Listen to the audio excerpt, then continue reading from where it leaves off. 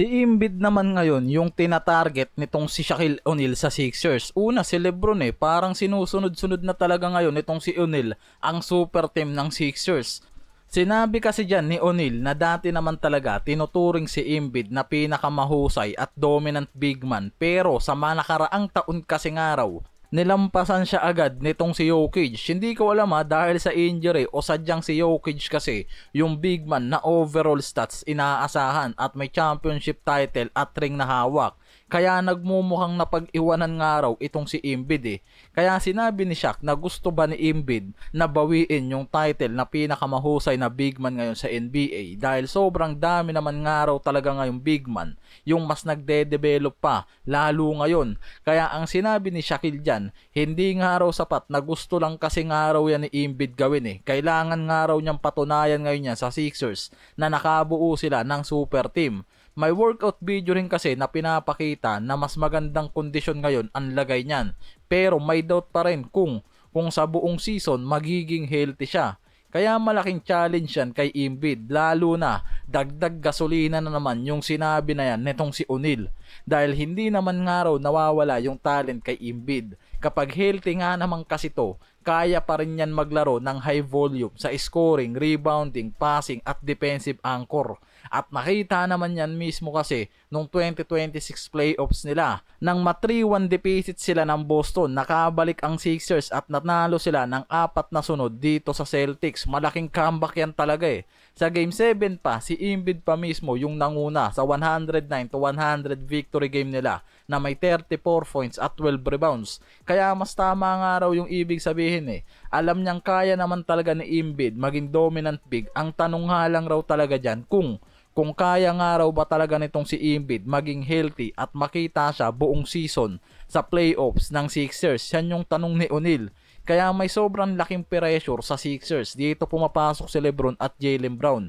Hindi naman kasi pumunta si LeBron sa Sixers para lang maging complimentary veteran. Pumirma siya sa Sixers para habulin yung championship title. Ang deal niya reported na 2 years 8 million lang, kaya malinaw na hindi pera yung pinakarason niya. Gusto ni LeBron makakuha ng isa pang championship game bago matapos ang karir niya based kay O'Neal. Samantalang si Jaylen Brown galing Boston pagkatapos ng blockbuster trade, may dagdag motivation nga raw yan dahil siya mismo malaking part sa Celtics championship core. At ngayon, tinapon siya sa Philadelphia kasama yung ibang superstar. Kaya nang sabihin ni Shaq na may emotional motivation din si Brown dyan. Hindi lang siya bagong team. May pagkakataon nga raw kasi yan na patunayan na mali yung desisyon ng Boston na bitawan siya. Lalo na kung ang Philadelphia mismo yung team na lalampaso sa Celtics at umabot ng championship sa parating na season. Mataas yung expectation sa katunayan biglang pumasok sa top 2 power ranking ng ESPN ang Sixers. Pumangalawa sila bigla dito sa defending champion na Knicks sa Eastern Conference dahil yan mismo sa nakikitang addition nitong si LeBron at Jaylen Brown. Si LeBron pa mismo kasi yung nagsabi rin na naniniwala siyang makakatulong siya para sa gagawing championship team na Philadelphia. Kaya yung pinaka-focus nila dyan, yung condition nitong si Embiid na mas kailangan nga raw talaga na maging healthy yan sa buong season. Noong 2026 Eastern Conference Semis, tinalo ng Knicks ang Sixers 4-0 sweep. Sa series, nag-average dyan si Embiid ng 18.7 points, 5 rebounds at 3 assists per game. Sa 4 na laro lang meaning na hindi talaga bumababa ang efficiency niya at average. Kulang lang nga araw talaga sa talent kumpara sa Knicks kasi na may Anthony Towns, Mitchell Robinson, Bronson, Michael Bridges at malalim na bench pa. Mas solid kasi talaga nun dahil may Robinson din nakatulong si Towns.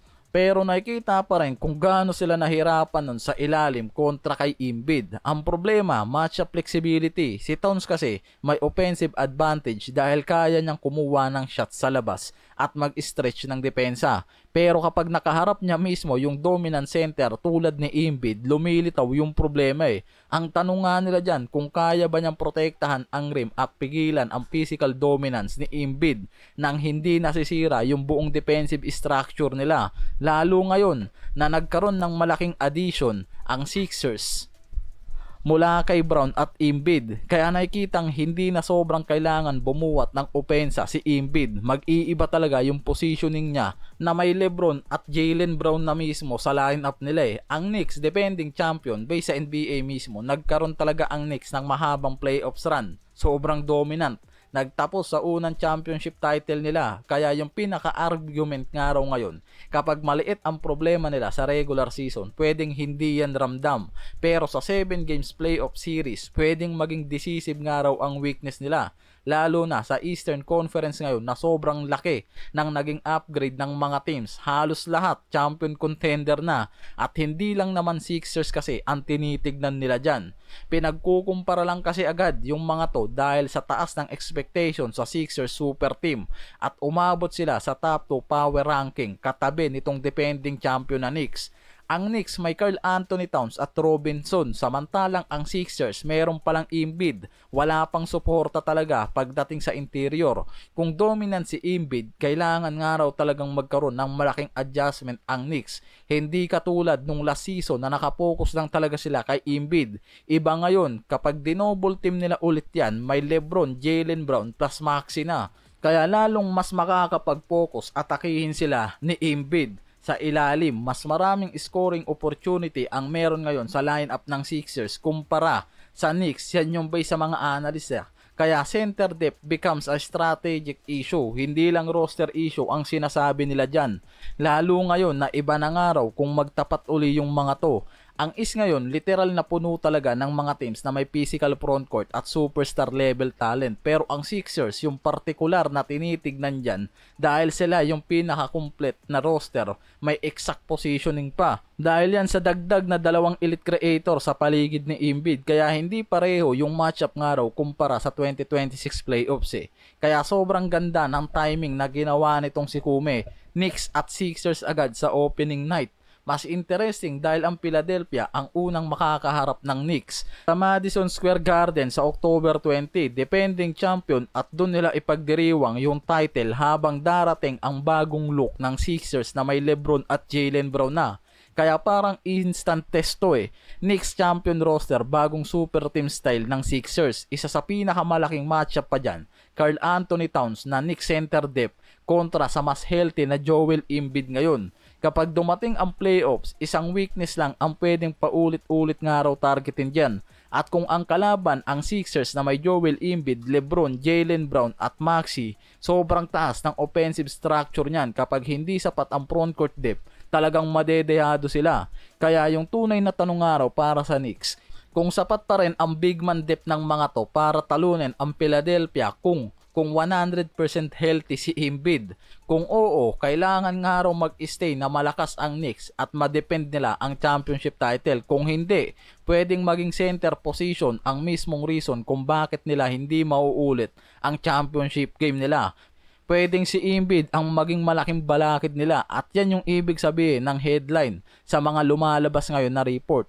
Hindi naman yung prediction eh, parang comparison lang yan nitong top 1 at top 2 team ngayon sa Eastern. Kaya ang pwedeng maging malaking problema nga lang raw talaga ng Knicks ngayon kung mananatiling 100% healthy si Embiid sa Sixers na may LeBron at Jaylen Brown.